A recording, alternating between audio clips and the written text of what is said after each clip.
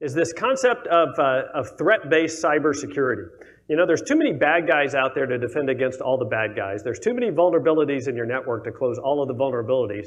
And I think one of the biggest mistakes that I see companies make is trying to defend everything the same way. There was a great Prussian general in the 19th century who said, "He who defends everything defends nothing." So I think a good understanding of the threat, a good understanding of where your vulnerabilities are, and understanding who has the capability and the intent to go after your company is how you really start understanding, how do I focus my resources? How do I really understand that I am reducing risk in the areas I'm most likely to be attacked? So I think by the end of this discussion, hopefully you'll have at least what my perception of the threat is. And I want to pause for a minute as we go through this to really talk about the nation state threat a little bit, because I think that's significant to all of us. The second thing out of this presentation that I hope you get is that I know most of you are practitioners. You're the ones that are on the front lines actually doing the work. A talk I gave earlier in the week is called Defending the Nation in Cyberspace, and that comes from some of the work we did at U.S Cyber Command, which I'll talk about in a minute. But as I've come into the private sector the last 3 years, when I talk to audiences like you, it strikes me that it's just like when I was in the military and I would talk to an audience that had the people that built the airplanes or built the missiles or built the bombs or whatever systems it was that we needed to get the job done. And in that situation, the U.S. Air Force didn't build any of that stuff. We relied on industry. We relied on private sector to satisfy those requirements. And so when we talk about defending the nation in cyberspace, the people that are really on the front lines of making sure our nation is defended in cyberspace is people just like you. And so as we go through here and talk about the nation states and we talk about some of the strategic level threats out there, think about how those apply to your company, because at the end of the day, you are key to defending the nation in cyberspace. And then the last thing is that I would mention is that a lot of the things that I'll talk about in this brief, you all already know. But the reason I share these with you is because I know many of you are working every day with your executive level management, the C-suite, boards of directors, those sorts of things where you've got to make the case for why it is that we're doing what we're doing. How is this money that we're going to spend actually going to reduce the risk? Right? And this ROI in the security business is very difficult, right? Because you're trying to prove that I spent $1 on this, and therefore that didn't happen, right? And so the CFOs of the world and all those folks are looking for that clear return on investment. And in this field, that is very hard to come to a conclusion on. So a lot of these things in here really talk about where can I invest so that I reduce my risk? Because at the end of the day, this is a risk management problem.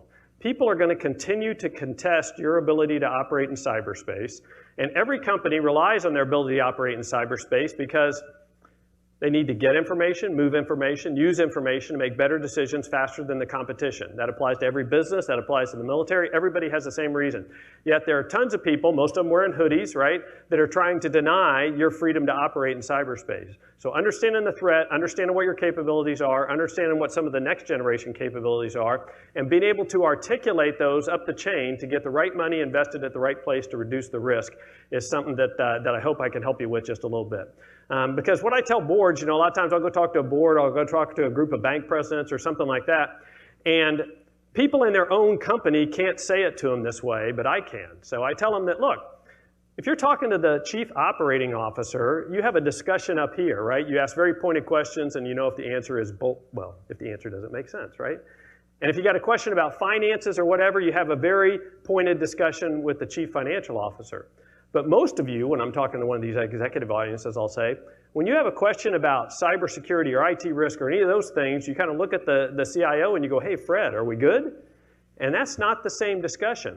And then when something happens bad, I like that term Rick just had, then there's a resume generating event that happens, right? Because they go, I gave you all this money, and now look what happens, right? They don't understand the concept that the bad guy, it's very cheap for the bad guy to operate. The bad guy only has to be successful 1 out of 1,000 times. You got to be successful 1,000 out of 1,000 times. And you've probably articulated how to reduce this risk, but it hasn't gotten through, the money hasn't come through, those sorts of things. And so some of those issues are what we have to get to. You know, at the end of the day, I tell them, you don't want the chief information officer or the chief information security officer to come into the boardroom or come into the CEO's office and talk Barney style, right? And depending on your generation, that's either Barney Fife or Barney the dinosaur. But the bottom line is, you shouldn't have to go in and say, well, you see this big purple dinosaur is attacking our network, we got to do X, Y, or Z. So there really is a responsibility for that senior management level to understand some of these key concepts. And then there's a responsibility on your part to understand how can I put these concepts in business terms and strategic business terms that make sense to them. The challenge I found with that is that, I saw this in the military. I'll talk about the first job I had in IT in a minute. But the first thing I discovered is that the only time they call the IT and cyber people into the room, when there's a strategic military planning session going on, was that the video teleconference didn't work, And then at the same time, they expected them to be able to come in and articulate everything they did in terms of the mission. And I've seen the exact same dynamic over the last 3 years in the private sector, right? How often do they bring the CIO and the CISO into the room when they want to talk about the next merger and acquisition, the next new line of business we're bringing in line, whatever it is. And then they get frustrated when they can't have those conversations. So we got to come at this from both ends, and hopefully I'll give you some thoughts on maybe how to do that. Okay, so I did this for 28 of my 33 years. I flew this airplane. It's called the F-15, the F-15C, and it was a great job, and it was a great opportunity, and runs in the family. My son's in training now to fly the F-16, so we kept the fighter pilots in there. And one thing I get asked a lot is, what was your call sign? What was your nickname? It must be something cool like Iceman or Killer or Maverick or something like that. And so actually that was me, okay? So I was a lieutenant in 1981, and a couple of years later, the movie came out, and it was like Animal House. Your Phi Alpha name is E.T., and that was it. And so, and this picture, my wife had done when I retired, so if you can't tell, that's E.T. from the neck up, and that's me from the neck down. But it's interesting that you'll go through your whole career, and you won't know people's real first name. In fact, at the time I was working in the Pentagon, the Secretary of the Air Force was a guy named Mike Donnelly, and I'll occasionally see him in D.C. at social events, and I go, hey, E.T., how are you doing? He has no clue what my real first name is. So you kind of get stuck with those, and they go well past your time in uniform. So I kind of call that my before life, because next thing you knew, I found myself, and this was a picture of me speaking at a conference called Geek Week, down in Atlanta, okay? And that was a conference that was run by ISACA, the folks that do the auditing and that sort of thing. And so how do you go from being a boring fighter pilot to being a really cool cyber and IT guy is what you're wondering, right? So, well, the way that happens is I was commanding our largest combat wing. It's in Kadena Air Base, Okinawa, Japan. And I'm coming to the end of 2 years there, and it's about time to get ready to move. And my 4-star boss calls on the phone and says, you're going down to Pacific Command, and you're going to be the J6, okay? And I don't know if there's any former military folks in the audience, but the way they organize military staffs, the J1 is personnel, the J2 is intelligence, 3 is operations, 4 is logistics, 5 is plans, and 6 is where the cool people are. IT, command and control, communications, and now cyber. So I said, I think we've got a bad connection. You mean I'm going to be the J3, right? The operations guy. Nope, you're going to be the J6. And that's why they call them orders and not requests, okay? And so off I went to Hawaii to serve as the J6. And what this was really the first time that one of our senior combatant commanders, one of the senior 4-star commanders, said that, we got to stop treating this IT and cyber as a support function. This is not a J6 support function. This is core and critical and a strategic risk issue for me to be able to conduct operations in the Pacific. As they like to say, we had 52% of the Earth's surface in that command.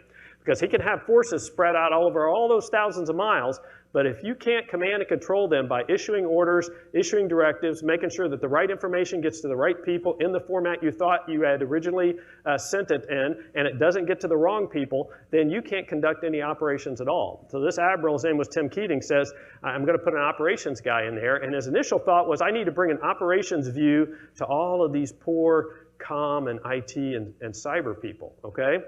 And so what I quickly figured out in there was that was not the most important thing I could do. Yeah, I went in there.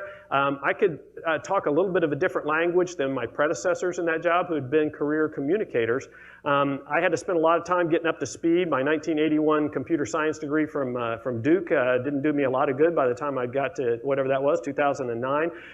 But I kind of figured out what were the key issues, what were the things going on. One of them was we never get called in the room unless the video teleconference doesn't work, right?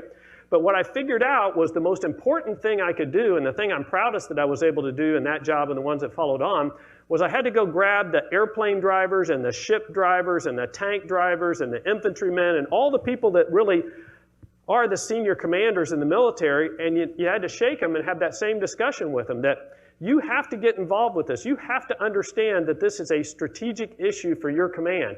And if you don't get involved with it, and you don't get involved enough where you can make good decisions, and you know those are propagated down, then what you're going to have is you're going to have a 22-year-old senior airman who's going to make a decision of, wow, pick something, bandwidth, are we going to let this threat stay on the network, whatever it is. And so you've got a 22-year-old who has no idea what the strategic mission is, making a decision in the communication system or the cyber risk area, and it affects you, right? Same thing happens in the business sector. Exact same thing happens in the private sector. If the senior leaders, the people that make the strategic business decisions, don't take time to understand some of the concepts we're going to talk about today, they end up delegating those decisions to folks that just don't have the insights or the viewpoints to understand it. It's not like they're not smart enough, it's just they haven't been part of those conversations. So a lot of this is about how do we close that gap in perception, language, and understanding between the people that make the strategic business decisions and then the people that technically execute this type of thing. So I've enjoyed doing that, and I miss flying airplanes, but there's a lot more work for retired cyber guys than there is retired fighter pilots. I've found that. So, all right. And I always start with this. It's all about leadership, right? It's about leadership behavior that sets organizational culture. Because what we know is that the technology that you're using today as the good guys is going to change. We know the technology that the bad guys are using is going to change. So it's all about, do we set within our companies and in our organizations, are there leadership behaviors exhibited by the most senior leaders that set an organizational culture that says cyber risk is going to be part of every business decision we make? It's not the most important consideration, but it has to be a consideration as part of every business decision we make. And there's two areas I always foot stomp when I'm talking to a board or I'm talking to a group of very senior business people, is that there's two things that you can do, I think, that really set that culture. I think the number one thing is, are you the model user, right? Is the CEO the last one to ask for an exception to policy? Is the CEO's office the last one to complain about we've implemented two-factor authentication? Does the CEO go to the training with the other employees? Does the CEO even know what training they're given to understand, is it really good, is it really effective, all of those sorts of things. So if the CEO does not set that tone across the company, then you can't expect that to follow down the chain and create that organizational culture that lets you deal with this over time. And then the second thing is in the area of accountability. And I was talking to a board about a month ago. They were one of the largest distributors of a certain type of building material on the East Coast. And so we've got the board in there and the CEO, the board in there, CEO's in there, CIO's in there. And I go through this spiel about training and how you have to train your users, you've got to test them to make sure that training is effective, and once you're sure you've got effective training, then there's an element of accountability, right? That people have to be held accountable. If actions on the network can bring strategic risk to the business, then you've got to hold them accountable, right? Because I asked the CEO, I said, have you fired people that haven't done the right thing in their job, that have brought the business to risk? Absolutely. I said, have you ever fired anybody in the company because of what they did on the network? And you know what he did? He looked down at the CIO and he goes, I don't know, have we ever done that? And the CIO looked back at him and is like, boss, that's not my job to decide if we're going to have a culture that says we're going to hold people accountable for what they do on our network. That's your job. And it was interesting. There was a lot of murmurs around the table, and there was a due out to say, okay, we're going to get with HR, we're going to get with the COO, we're going to understand how do we articulate this, how do we hold people accountable.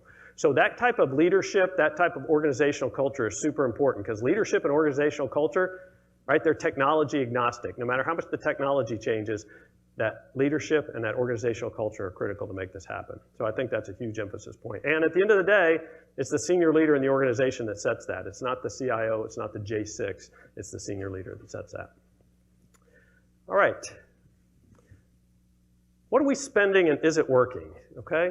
So Gartner says last year we spent $81.6 billion worldwide, right, to defend ourselves. And I would argue that your odds of being hacked are just about 100% if you're the object of a targeted attack, okay? If somebody decides that your company is the company they want to get into and they want to get to this information, they are going to be able to at least breach the perimeter. And we'll talk later about what are the things that we can do once they breach the perimeter to minimize the chance they actually get to what they want to get to. But we have to understand that if you're the object of a targeted attack, I would argue that it was 100% surety they are going to get in. And it goes back to the theme of this conference, the things Rick mentioned earlier. Just assume that it's going to happen and how you're going to be able to deal with that. And so what I want to do is I want to show you a little video that I think highlights several of the techniques that people use to get to this percentage of 100% chance of being attacked. So let me run that for about 6 or 7 minutes, and then we'll talk about that.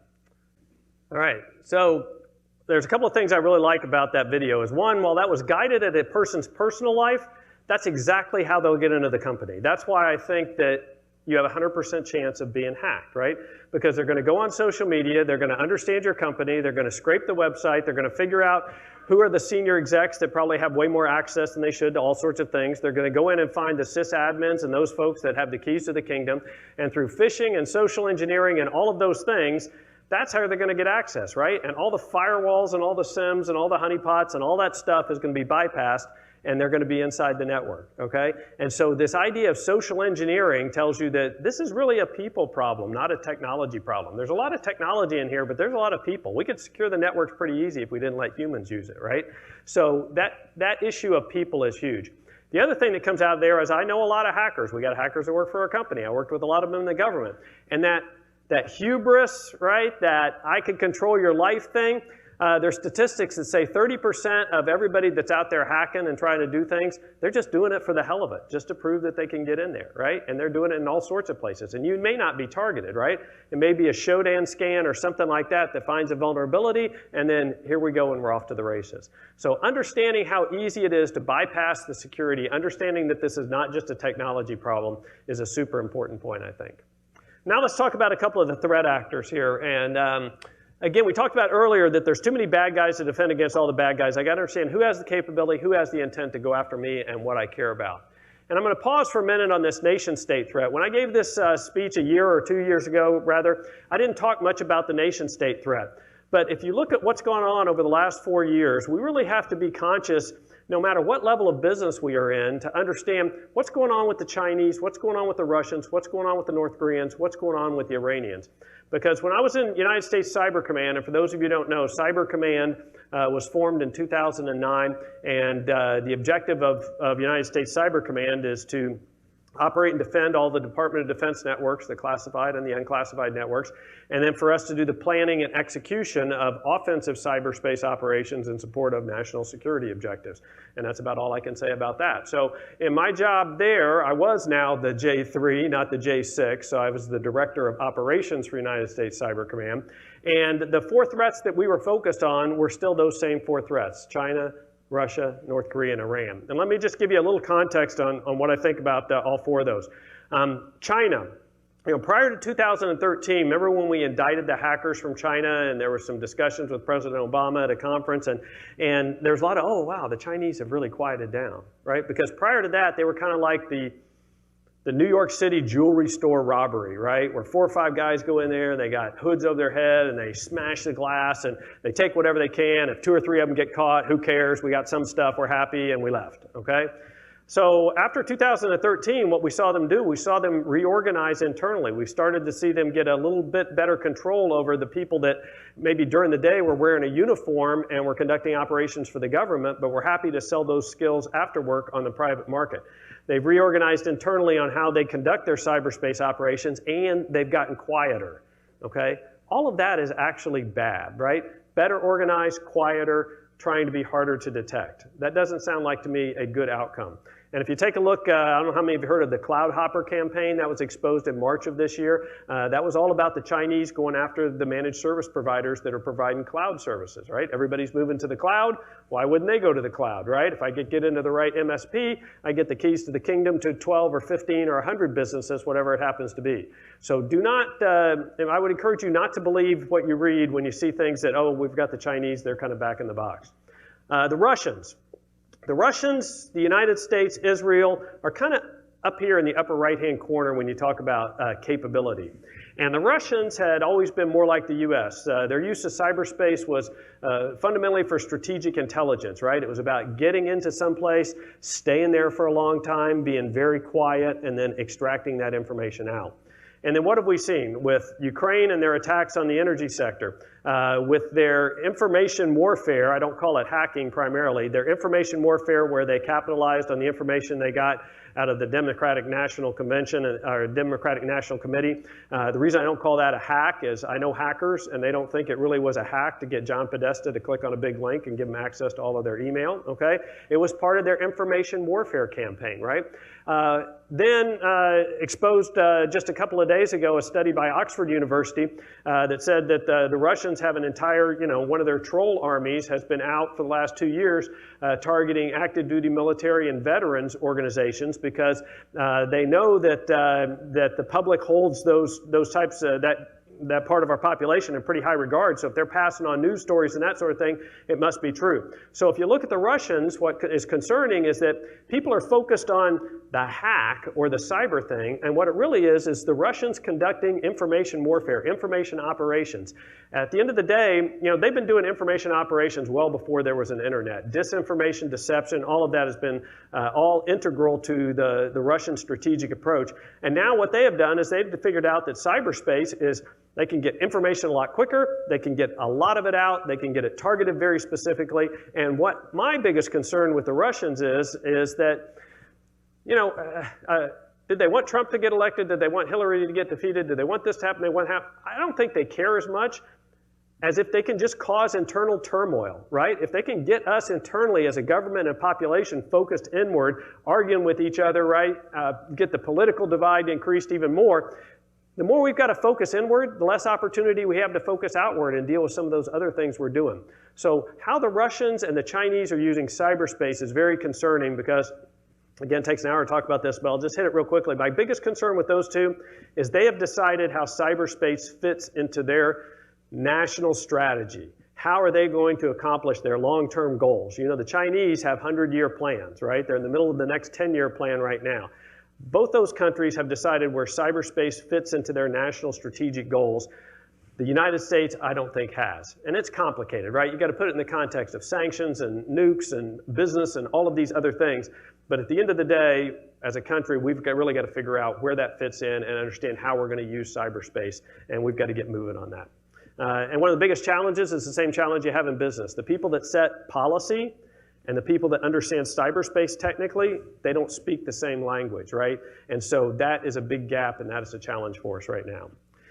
North Korea, they didn't have a lot of indigenous capability. They built it up a lot recently. They're willing to go out and hire. A lot of the Sony hack was apparently hired, but they're getting more and more indigenous capability. And my concern with the North Koreans is China and Russia kind of agree to what the rules of the road are. They would have a similar view of the United States. Even though we haven't defined red lines, they would kind of know where those red lines were, and we would kind of recognize the same red lines. We don't know what North Korea is going to do. And as much as they're doing with ballistic missiles and nukes, I think their capability to do something in cyberspace that would get our attention is probably advanced beyond that. And so the North Koreans are obviously a concern. And then the Iranians, very small, very focused. The thing to be concerned with the Iranians is two things. Probably most of you have heard of the Shamoon virus. It's a destructive virus that will go through and it'll basically brick the hard drives, right? And they used that to attack Aramco, a Saudi Arabian oil company, back in, I think it was 2013. Bricked 30,000 computers, right? Drove the price of hard drives up for the next 6 months, okay? So the Iranians have demonstrated a capability and a willingness to conduct a destructive attack, right? And that's a little bit unusual.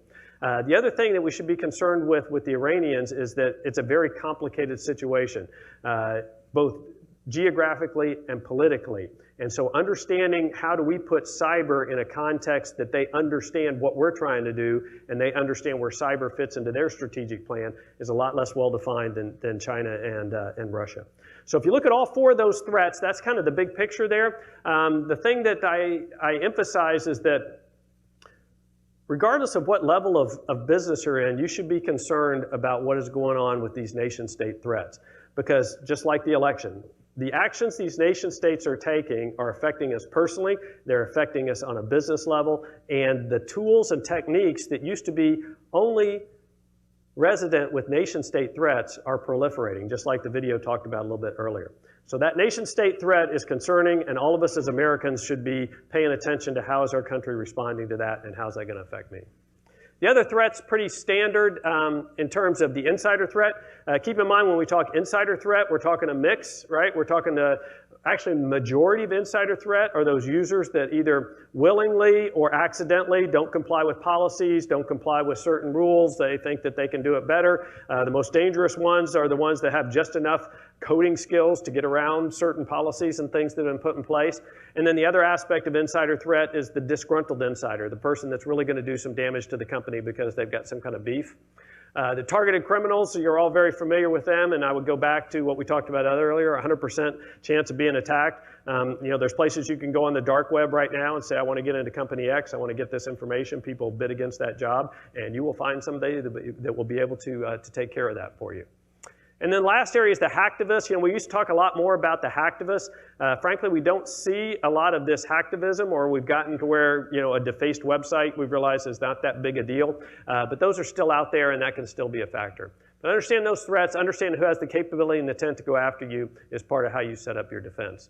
And then this is just a snapshot of one of many web pages out there that demonstrate what I said before. Things that I saw at Cyber Command 3 or 4 years ago, we routinely see in the wild. And that was before things like shadow brokers and some of the other exposures that we've seen out of the intelligence community taking place. And speaking of which, an interesting note came out of on the shadow brokers thing a couple of days ago, which was reported in the Washington Post, and it goes back to kind of this theme with the Russian threat. We were never really sure, and it's still a little opaque, how tied in the Russian government is to Russian criminal activity. And what came out in the Washington Post a couple of days ago, and we've always wondered about Kaspersky, right? So what came out in the media the other day was that Kaspersky was on the computer of the guy who had brought home stuff from the NSA, and somehow, miraculously, the Russian government found out that this stuff was on the computer. So it's starting to lead to some more information about what are the real connections between the Russian government and some of the private enterprise there. So what's it costing? And again, a lot of people, they think, they get stuck on these direct costs, right? And when I call it direct costs, it's what's it cost to recover the data, what's it cost to reimage the machines, all of those sorts of things. And that's certainly one aspect of the cost. IBM and Ponemon, $3.62 million in 2017, okay?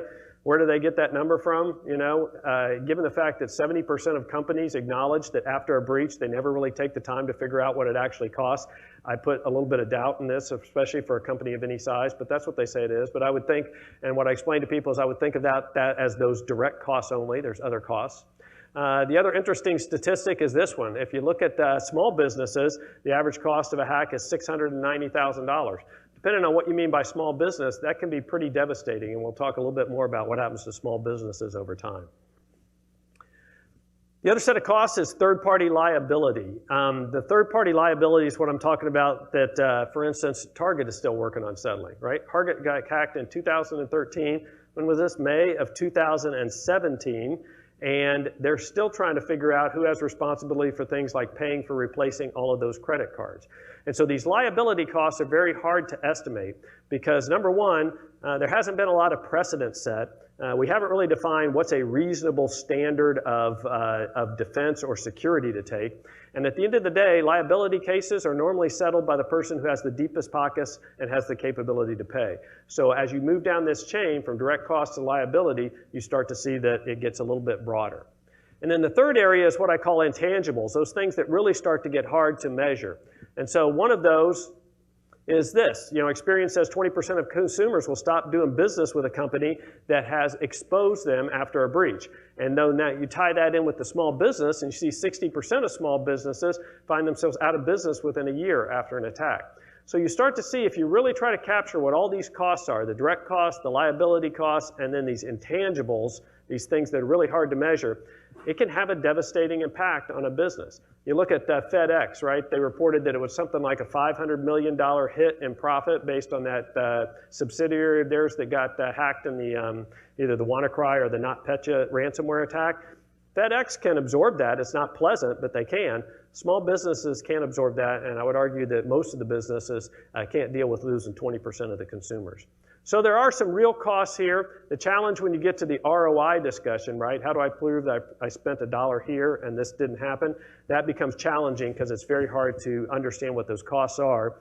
And then the second aspect of that that's difficult is when we start talking about cyber insurance, is that it's very hard to understand what the actual cost could potentially be. We don't have the actuarials in the same way we do with storms and that sort of thing, right? If you want to insure a house in Miami, you can look up and you can see, when was it built, what kind of plywood does it have, what kind of clips does it have, we kind of know when hurricanes come through, we kind of know what the damage is. When we have a cyber breach, it's very hard to understand what is the total range of costs that could be there. And so some companies find themselves self-insuring, others find themselves not doing insurance at all because they don't think it'll work, and then others just pick a number. Hey, I think 25 million insurance is good. So very hard to understand what the costs are, but it's something that we really need to get to make sure that we can understand how do we understand return on investment, and how do we understand how much insurance, if any, applies to us. All right. So the question is, how does this guy get into the network? And these next couple of slides are what I call my executive primer on cyber defense. And this is what I try to get some of these senior audiences to understand about what the problem is. And so some of you may be old enough to have come from the 90s. Remember when we had to have a Gary Larson cartoon in every presentation? A lot of millennials, I have to explain what this cartoon actually means. I'll let you read it for a second, make sure you get it, right? Networks just like this, crunchy on the outside, chewy on the middle. And what I mean by that is this, in the most basic sense, the legacy network, if you will, we'll talk about clouds here in just a second, consists of endpoints, it consists of servers, it consists of data storage. And one of the points I always make sure I talk about is DNS, the domain name service servers. Because so many attacks, whether it's a way to get in, it's a way to divert traffic, it's a way to route people to where you want to go, or other DNS tunneling to either bring data out or to establish command and control, the compromise of DNS is really important. So no matter how senior the audience is, I try to mention that. But at the end of the day, they don't care about all those components, right? What they care about is that their intellectual property, the value of their company, their customer base, their sales base, their M&A plans, their financial data, all of that is stored in this network. And so they have a concern that that data is either stolen, manipulated, destroyed, exposed, is going to have a significant impact on their company, okay? And so how is it that we try to defend that? And I explain this concept of a perimeter defense, which all of you understand. And the way I think of it is, I've got network hygiene, right? I've got all the things patched. I've got the password changed from password to something else. Hopefully it's more than just $2 signs for the S's, whatever the case may be, but I've got the policies in place, et cetera. And then I've got another level of there where I've got firewalls and antivirus and intrusion detection and intrusion protection and all those things, and all that helps. And then as we move up the chain, we've got SIMs, right, Security Incident Event Management Systems. And what I explained to a lot of audiences, what you all very well understand, it's not a lack of information that you have, it's that you have a lot of information. Log data, et cetera, right? One of the things I saw after the Target attack, again, I don't know if it's true, I'm just reading it in the media, was that there was roughly 1,000 alerts the day that they got compromised by that HVAC contractor, but there was no way for them to figure out of those 1,000 alerts, which one was the most important to me, okay? So we're trying to use SIMs, and we're trying to use big data analytics and machine learning and all those sorts of things to try to sort through all this information to find out what's important to us. Sandboxes and honeypots, I know several of you are familiar with those, some more advanced techniques, but at the end of the day, it's the users, right? It's the users. Just like in that video before, 90% of every hack starts with some kind of a phishing event, right? So it's the users. And so what happens is some well-meaning person here, they either click on a link in an email, they go to a website maybe they shouldn't go to, or they stick in a thumb drive, right, that they got at the most recent conference, right? Is anybody handing out thumb drives here? No? Anybody? Anybody? Okay. And now all of that money you spent on that perimeter defense has been bypassed, right? And so what this guy is going to do is he's going to get in here and he's going to compromise somebody's credentials. He's going to steal their digital ID. And that's going to allow him to move laterally inside this network wherever he needs to go and eventually be able to walk out the door with the crown jewels. And now that guy becomes very, very difficult to find, right? Because he has somebody's credentials, he has somebody's ID that is a legitimate user of the network. And so how do I figure out that these legitimate credentials, right, whether they belong to a hacker on the outside or maybe that disgruntled insider, how do I get to where I know that there's something going on there? And that starts to get to be a very, very difficult problem. So a couple of things I think about with that is, one, I've got to get to this issue of anomaly detection, right? I've got to figure out that something abnormal is going on. So maybe these two computers, oh, we got a problem with the projector. Maybe these two computers talk to each other normally at 9:30 in the morning. Is this one going to work? Why are they talking to each other at 11:30 at night? Let me just build it out and see if that'll let it stabilize out. Okay, so I want to know, why are they talking to each other at 11:30 at night? Nobody's at work at that time of day, okay? How about this? Why is the computer that normally talks to perhaps the billing server all of a sudden talking to the point of sale server? That was the target thing, right? The HVAC contractor got compromised. They had access to the billing server or the purchase order server. Why were they allowed, and how could it happen, and why was there no segmentation or control that allowed them to move from there over to that point of sale server? That certainly should have been an anomaly that we would like to know about. Or data access. Maybe this person normally accesses HR data. Why are their credentials or why is their machine accessing this trading data? So at the end of the day, what we'd like to do is we'd like to be able to understand where these anomalies are. Here's what the challenge is. And this is what our company's working on, actually. Is we've got a bunch of smart data scientists. They know how to run data science over network flow traffic, and they're very good at finding anomalies in the data, right? The challenge is that you're finding anomalies in an environment that is fundamentally anomalous, right? And so what you get is you get a lot of information again and trying to pare that information down to what are those 5 or 10 or 20 things that we need a human to look at, because no matter how good the technology gets, you still have to have a human to look at it at the end of the day. Nobody is there yet where they're ready to let the machine both detect the threat and decide what the mitigation is. We have to have a human look at it because we got to do the trade-off. Is whatever action I'm going to take to defeat this threat going to cause more damage or cost the business more than the potential of letting that threat continue to operate? And that's a human that has to make that decision. And the other thing we have to understand is time is money. These guys are fast, right? Within seconds to minutes, they're going to be in multiple endpoints, okay?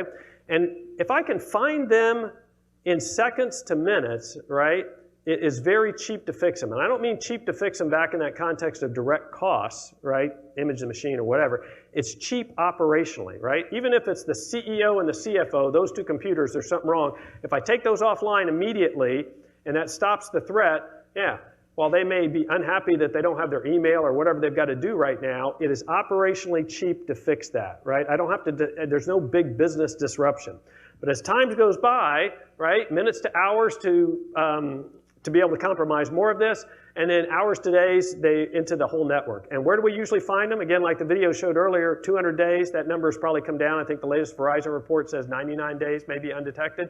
But the bottom line, 99 days is a long time, and they're all throughout the network. And so now when you find them at the 99-day point, it gets very expensive to fix. And then it's no longer a discussion with the CIO and the CISO how to fix it. It's a discussion with the CEO and the board, because you're talking about substantial cost here. And not just cost to deal with whatever the technical thing was. It's cost and friction to the business. It's increased oversight and regulation. It's loss of confidence in the customer base. It's things that have to be dealt with across the company. It is no longer a technical issue to fix. So time is money. So the question is, how do we go from that perimeter security, which is foundational and required, to get to some type of useful anomaly detection, and then delegate the appropriate decision-making authority to the right level so that you can decide to do something up on that first line instead of waiting until it's been 99 days. And I'll talk a little bit about how we might get to that. So that's the problem that I think we're working with, and I think this issue of anomaly detection, being able to apply artificial intelligence, machine learning, all of those buzzwords to this problem is something we've got to be able to do, but it's really a hard problem. Okay, the cloud, right? We're all going to go to the cloud, right? Because it's faster, it's better, it's cheaper, it's more securable, all those sorts of things. So I think the first thing we have to keep in mind, and all y'all understand this, is that the cloud is really just somebody else's computer, right? So all of that perimeter secure, all of that stuff still applies at some point. You aren't doing it anymore, but you need to make sure somebody is actually doing that work, okay? And so I always have 4 questions when we talk about moving to the cloud. Is first of all, we got to understand, you know, what is it and where is it, right? And so especially when you've got that business leader that's going, we've got to get to this cloud because it's so much faster, better, cheaper. Do they really understand where it is? Do they really understand what it is? And as we start talking about, is it more secure, right? We have to understand, what do we mean by more secure? Now, arguably, it's potentially more securable for all the reasons you understand, but look at all the things that have come out in the last 2 or 3 months. Particularly, and it's not because of AWS, it just happens that they've been using AWS instances, but because the users of the cloud have improperly configured, right, the AWS instances, and as a result of that, that data has been exposed. Because keep in mind, right, Clouds, right? Cloud came about because we wanted to share compute resources, share storage resources, but ultimately we wanted to make it easy to share information for a lot of people to access it. Therefore, if that's the premise of using the cloud, we've got to think about how are we going to secure that, and we've got to understand what's going to be the trade-off between convenience and privacy for using those cloud capabilities. And then who's responsible for a breach, right? I worked with one company, and they provided services to dental offices. And what they wanted to do was they wanted to get all the dental offices off of that Dell server that was in the office and get them up to a cloud. But they didn't have a cloud, right? So they had to get a cloud service provider. And so now there's 3 people involved with this. The managed service provider, if you will, the dentist office, and the cloud provider. And now the data gets breached. Who is responsible for that? Is the dentist responsible for that? Is the MSP responsible for that? Or is the cloud provider responsible for that? That one is still in litigation right now, but the people who really have to deal with it is who? The dentist office, because it's their customers that had to be notified, right? And that's who they're going to look to. So understanding who's responsible in terms of cloud security is another issue. And then finally, is it cheaper? And again, I don't have to tell you all this, but there are audiences I have to explain that moving to the cloud it's not seamless, right? The applications, the services, the things that you run your business every day on don't magically run in an AWS or an Azure environment, whatever it is. There's expense to moving. And it's not just the technical expense maybe of recoding, buying new programs, or whatever it is. There's the operational friction that it takes to migrate people to these other kinds of services. And so it's not always cheaper, and you have to understand ROI there too. What's going to be the operational cost, the financial cost to move, and do I understand what that is before I get off on this? So the cloud is not magic. Obviously, there's huge benefits to that, and we will continue to leverage the cloud, but I think these are 4 good questions we should be able to ask and answer in terms of thinking about cloud.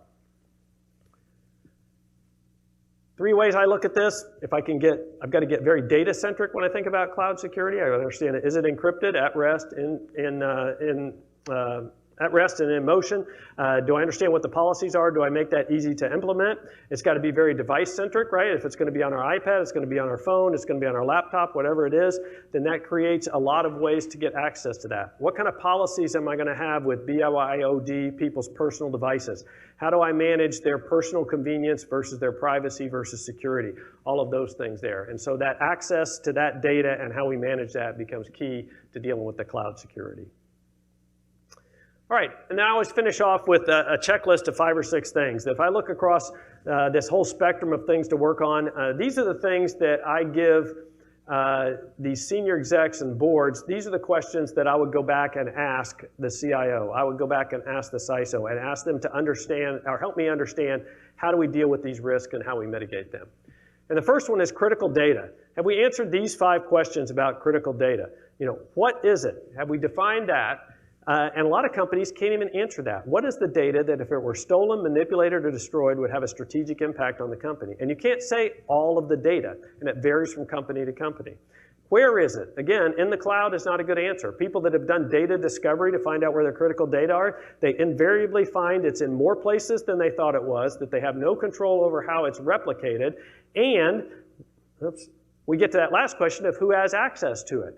So that piece about access is interesting. One of the first jobs I did in the private sector was with a very large New York bank, and I was talking to the CISO and asked him about privileged access. How many people have privileged access accounts? And he said 256, just like that. I thought, well, that's pretty good. You're a big worldwide bank. Right away, you know there's 256 people with privileged access. And he goes, no, actually, we have 256 groups of privileged access users, and I really don't know how many are in the total thing, you know? So who has access to this data is super important. Do people have access to it that left the company? Do the people that have access to the critical data really need access to the critical data? What have we done to really think through this identity access and management?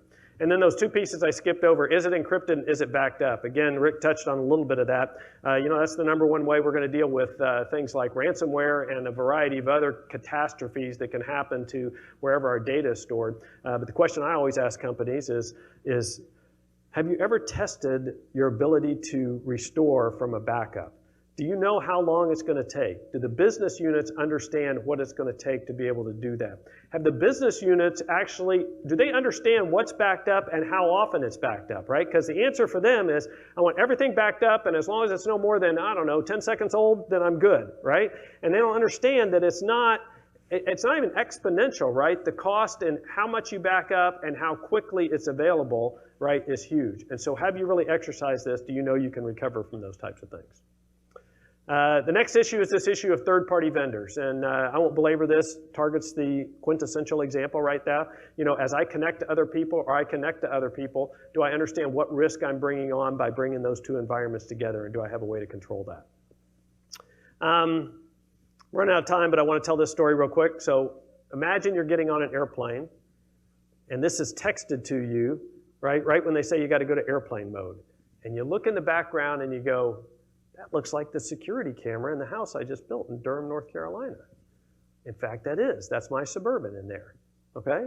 Now, luckily, I know those two guys. That's Lee on the left and Stuart on the right. They work for me, all right? And they are, let's call them previously qualified nation-state level hackers. And so I was putting in this system, and I'm talking to the installer, and I said, I'm kind of a security nut, you know, how do we deal with this? Oh, it's all good, we got passwords, you know, and all that stuff. And I go, yeah, I don't know. The way you're talking about accessing this, something doesn't seem right to me. So I gave these guys the IP address of my house. 3 hours later, they had control of the security system, okay? And so that points out a couple of things. Is one, you got to test yourself. You got to fight the threat, right? If you aren't using third-party companies that are really going after you, not just from a vulnerability assessment or a pen testing standpoint, but you want to get that company that's going to come in and go after you just like the threat would go after you. That's going to do the social engineering, that's going to do all of those things and really test and see how well your company is completely prepared from both a people and a technology perspective. The other thing that was interesting about this story was how long it took me to get somebody at the company that even cared, right? They just, you know, they weren't prepared to deal with somebody who's calling them up to say, hey, there's a security flaw in your software. Don't you think you would like to know about that and fix it? You know, because you never know when you call somebody, are they going to sue you for violating the SLA? Or are they going to ask you to help fix it? So there's a whole story associated with that. But I would encourage your company to be ready to get that call that said, hey, there's something wrong on your website. There's something wrong with this product you gave out. How are you going to deal with that? Because that has to do with customer confidence. Software, we've been through this recently, current and patched. What I emphasize again with those senior execs is you can't keep everything current and patched. What you want to ask your CIO, what you want to ask your CISO is, how do we manage this from a risk standpoint? Do we have it prioritize those most critical services and applications and those sorts of things? Are those at the top of the list, and do we understand that those are at the right level, and is that where we're putting our resources? Do we have a way to actually prioritize those and understand that it's never always going to be current and always going to be patched, but money has to go into this? And if we're still running Windows 2000 server, whatever it is, then we got to figure out a way to move past that. And hopefully, that was the good thing about this ransomware stuff was it maybe elevated a little bit the criticality of that to the general public. And then get a grip on passwords.